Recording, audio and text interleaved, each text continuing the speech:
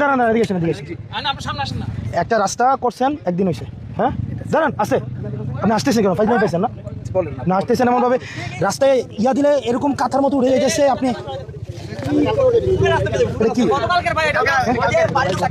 দেখেন তো এই এখানে কি আছে এটা আপনি এখানে কিছু দিচ্ছেন কি দিচ্ছেন আপনি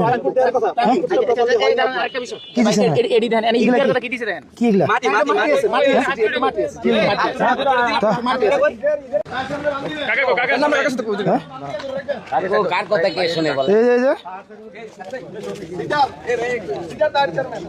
হাত দিয়া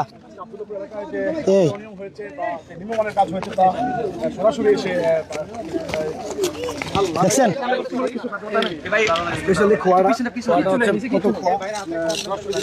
খোয়াগুলো কত বাজে খোয়া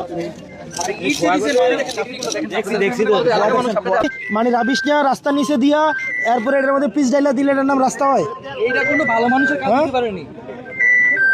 আপনি আমারে বুঝান এটার নাম কি রাস্তা? হ্যাঁ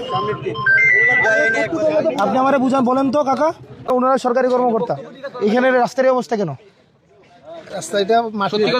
ভালো হয়েছে আপনি স্পষ্ট কথা বলবেন, এটা কি রাস্তাটা আজকে ভালো হইতেছে না খারাপ হইতেছে?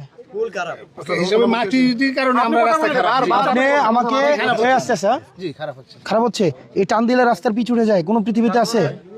এই যে পুরো 1.5-2 কিলো রাস্তা টান দিলে উঠে যায়, আপনি বলেন ক্লোজিং করে দিবেন, আপনাদের ক্ষমতা এতটুকুই। এখন এটার ক্ষতিপূরণ দিবে কে?